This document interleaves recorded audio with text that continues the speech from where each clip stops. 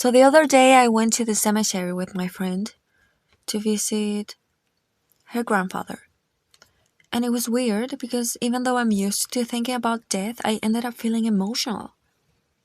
Don't get me wrong, I don't think about death every day in a sad and depressive way. I just think about it almost every day, but in a happy, hopeful way.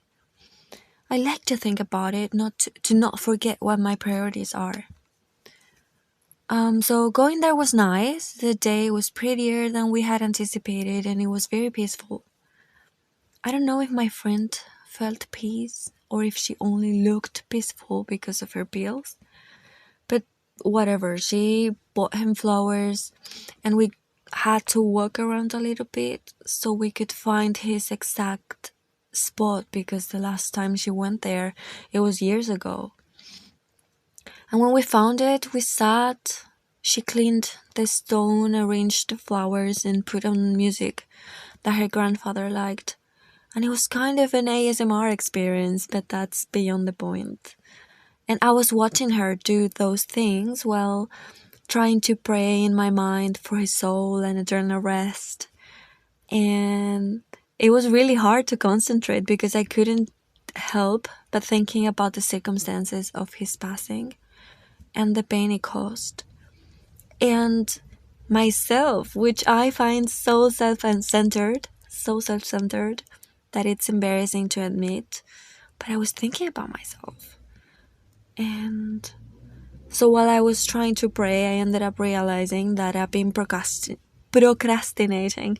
I've been procrastinating in things that are important to me because I was scared of not being perfect, like not doing the things I want to do perfectly, and scared of losing friends or the ability to relate to my peers because I'll be too successful. But the thing is, I've always felt kind of odd, and I've already lost friends even though I don't feel successful. And I am so sure I've already had fake friends. So I guess I was afraid of success because of what could go wrong. But the thing is, things not going according to one's plan is part of being alive. And as I am writing this and right now as I am saying this, well, these friendships or situations actually didn't go wrong. They went as they went. And through those experiences, I've learned things that I wouldn't have learned otherwise. And it doesn't really matter because we can't know what could have or would have happened. We just know what it happened. And we need to accept that. Which is hard sometimes. Sometimes it's just really hard to accept things as they are. And with that, we just make us suffer more. We make ourselves suffer by not accepting things as they happened. We only can change the future based on the decisions we make. So I guess my point was that maybe my fear was just my fear of success and it's just a lame excuse to not do something. Just an excuse to not start this channel. But what is success? Is it to live a meaningful life? Is it to accumulate riches and I think that if your definition of success is materialistic, you won't get very far. Because the material world is so limited and our perception is so limited. Our senses only reach so far and we can't even see the full light spectrum nor hear every frequency. That is very concrete proof of our limitations.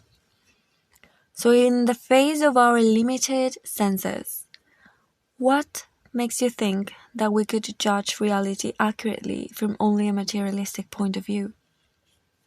Capitalism, the theory of communism, and some of the sciences are based on the material. Yet our constitution is spiritual. We are spiritual beings, whether you acknowledge it or not. But not recognizing that will only lead you to live blindly toward the most important aspect of life. The Aristotelic definition of soul is that it is the order of the body. And this idea came to my mind because to not be materialistic, you need to perceive not only with your external senses, but with your intellect and imagination and the memory, intuition, and of course, faith. You need to have faith that the essential is invisible to the eyes.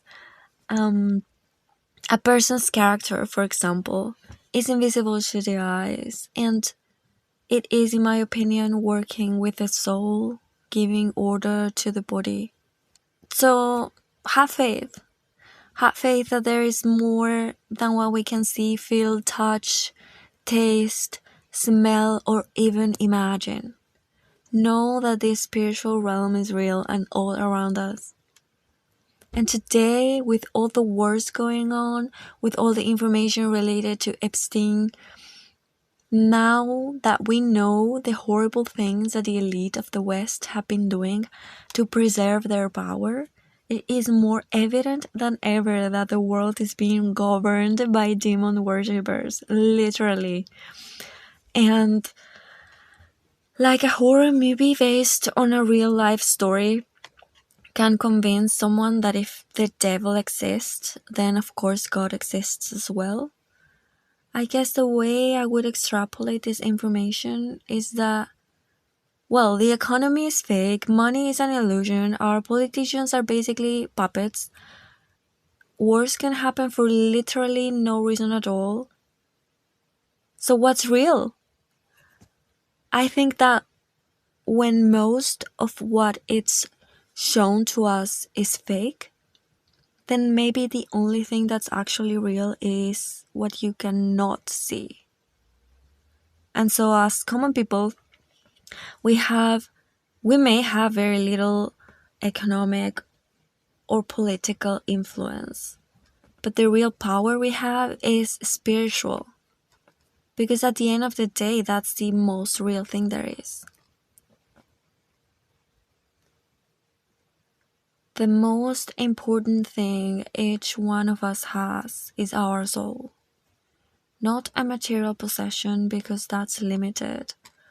But our soul is eternal, because it was created in the image and likeness of the Father.